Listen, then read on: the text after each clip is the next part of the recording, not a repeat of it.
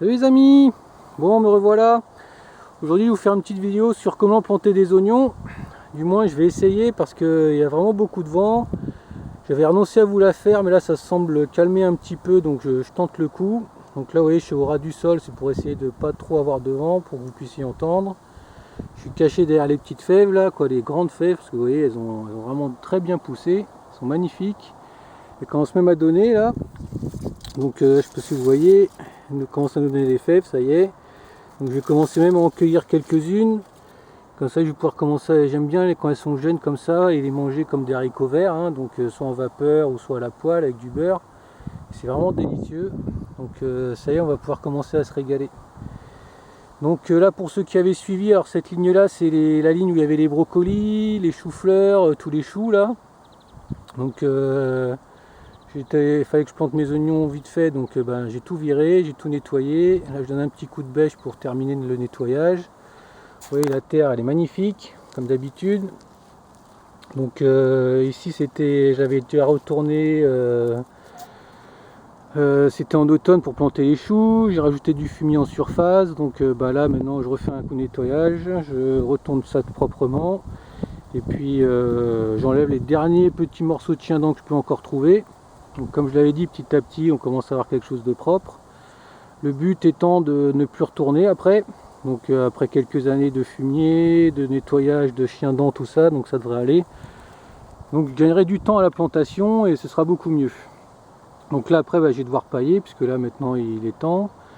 Donc là-bas, c'est pour ceux qui avaient suivi aussi, donc là c'est l'ail qui est au bout du rang à droite. Donc le reste, là le rang qui a été fait, là c'est les pommes de terre. Et puis on a nos jolies fèves à côté, hein. Donc là ce que je vais faire, donc je vais planter en 3 rangées comme je fais d'habitude. Là on voit à côté là-bas, mais vous voyez pas très bien. Donc je fais un rang d'oignons, un rang au milieu de carottes et un rang à droite d'oignons encore. Donc pour que l'oignon protège entre guillemets bien sûr les carottes de la mouche de la carotte, et pour que les oignons protègent entre guillemets aussi de la mouche des oignons. Parce que je dis entre guillemets parce que ça m'a pas empêché d'avoir des mouches de la carotte sur les carottes l'année dernière. J'en ai pas eu énormément, mais j'en ai eu quand même, donc ça protège plus ou moins. Donc on verra cette année. Donc là je vais terminer de nettoyer cette ligne, je vais commencer tout ça et puis je vous reprends et je vais vous montrer comment on plante ça. C'est un peu comme les poireaux, vous allez voir, c'est assez simple. Donc là ce sera des oignons doux de Lézignan. Donc c'est des très bons oignons pour ceux qui connaissent. Et ça donne des gros oignons sucrés et c'est magnifique. Donc allez, je fais ça, je vous reprends. Bon bien voilà, bon, j'ai fini de nettoyer, j'ai tracé les sillons. Bien sûr, avant de tracer les sillons, vous mettez un bon engrais de fond auquel vous ajoutez de la potasse. Donc moi la potasse, je mets du Paten Kali, hein, ça coûte vraiment pas cher, vous trouvez ça en coopérative agricole.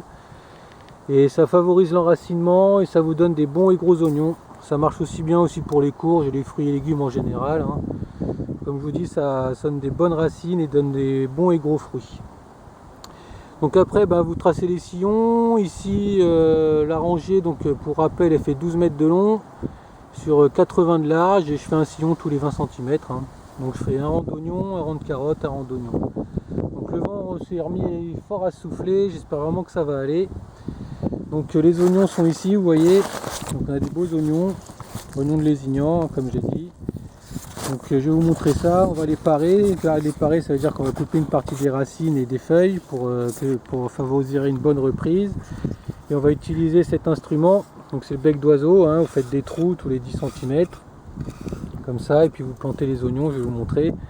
Par contre, si vous n'arrivez pas à les trous, vous voyez que la terre est trop sèche et que ça ne tient pas comme ça, ce que vous faites, c'est que vous faites un bon arrosage, et vous attendez l'après-midi ou le lendemain, et puis vous allez voir, après vous allez faire les trous, ce sera nickel. Par contre, il faut attendre parce que si vous faites ça juste après l'arrosage, ça va faire de la gadoue, ça va coller, c'est pas la peine.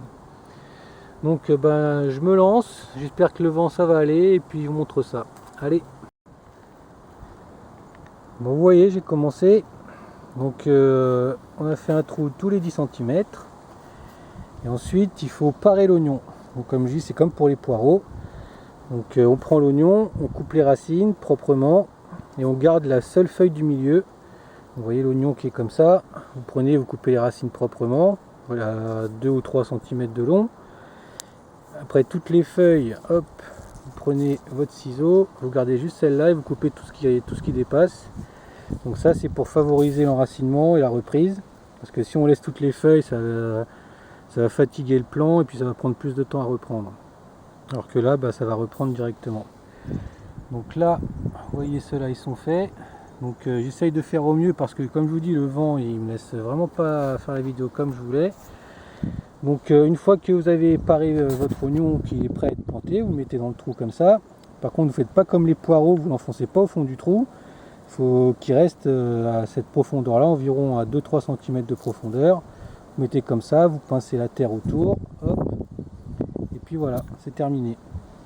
Donc après ça vous donne ça. Vous voyez, comme ça, hop, et puis voilà. Donc après au milieu, vous semez vos graines de carottes, et puis vous faites un bon arrosage copieux par-dessus tout ça, et puis vous laissez prendre, et puis tout se passera bien. Puis voilà, c'est terminé. Donc voilà, donc je vais vous laisser là parce que le vent vraiment il est terrible. Donc si vous avez des questions ou d'autres choses sur les commentaires, hein, comme d'habitude, et puis moi je vous dis à bientôt pour une prochaine vidéo. Allez!